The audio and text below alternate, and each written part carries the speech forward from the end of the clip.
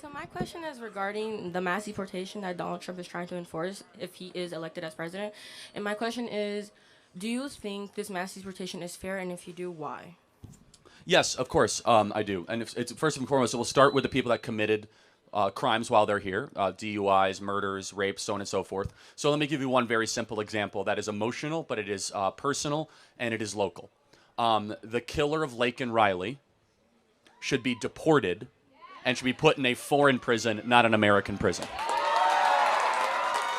Now, I will admit, not everyone who's coming here illegally is like the killer of Laken Riley, of course, but that is a very personal example of a UGA student that was just, you guys know the situation, okay? And to be very clear, if Donald Trump was president, Laken Riley would be alive today. That was an unnecessary killing that was completely because of open border policy. But if your first act into a country is to break a country's laws, of which illegal immigration is and the illegal people coming in the country are, then we have every right to repel them and to send them back to their country of origin.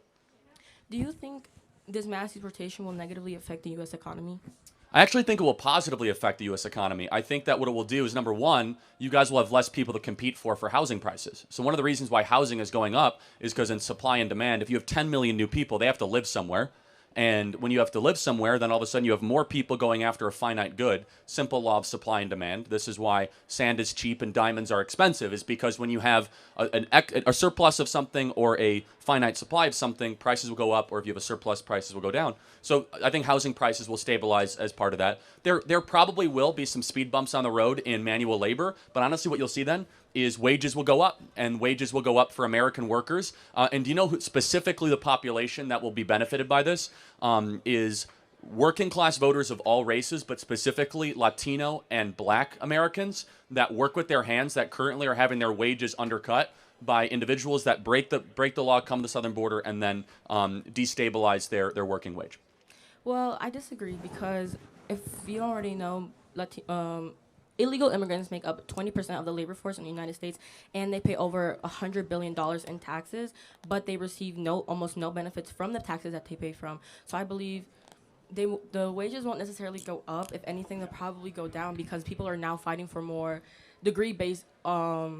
Yeah, so first of all, I don't expect you to know this, but they, of course, do receive benefits. For example, they show up at a hospital, they'll receive care. They receive police support. They go to local schools, right? So they send their kids to local social services. Additionally, they get money from the federal government as well, food stamp assistance, Medicaid, so on and so forth. That has now been expanded to even illegal immigrants. So that's not totally true. Secondly, though, they're still here on our terms. So we just might have a difference of how a country should be constituted. One of the reasons I support Trump is that a fundamental premise of how a country should exist is that the citizen should be able to determine who comes in their country, and that we actually have a say in elections of whether or not it's too much, too little, not enough, or whatever it is. It's obviously too much right now. It's unsustainable. It is then making our lives worse. And I'm not saying this is just because of illegal migration, but it's partially everybody in this audience right now. You are the first generation since George Washington to have life worse off than your parents. You're the most depressed, sick, anxious, medicated, alcohol addicted, and poor generation per capita in modern American history. And just a very simple rule, and again, this ties into illegal immigration, but not specifically, is that if you are getting routinely poorer year over year, you should fire your leaders and put leaders back in charge that we're actually making life better and we're getting richer and be able to own homes. So, yes, and then finally, I'll just say this.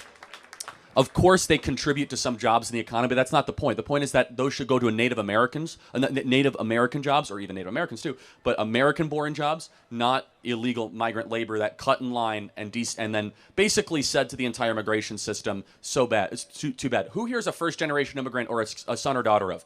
So can I ask you a question? Did your parents come here the right way? Yes. Okay. No, this is important. So your parents came the right way, and your parents should be applauded for following the rules and coming here the right way. Do you know who it's an insult to?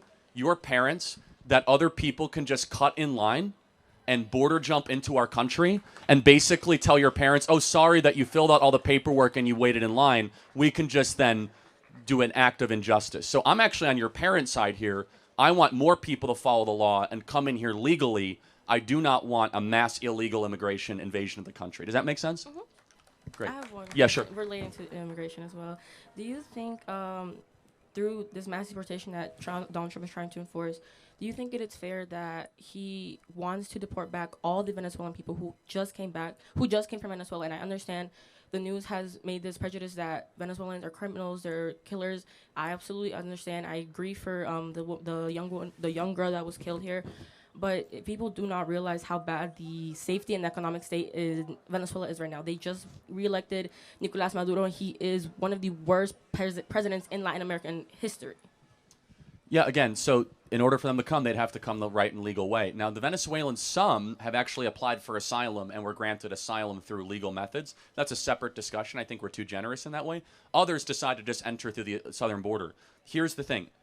You have to return to your country of origin, and then we can get our own house together. And let me just kind of put this differently. We can open up our arms again once our young people, you guys, can own homes and have a life as good as your parents. Then we can start thinking about letting in all the other world's problems. Until then, we have an obligation to fulfill the mandate so that you guys can have the same life and access to the American dream that your parents had. All right, Thank you very much.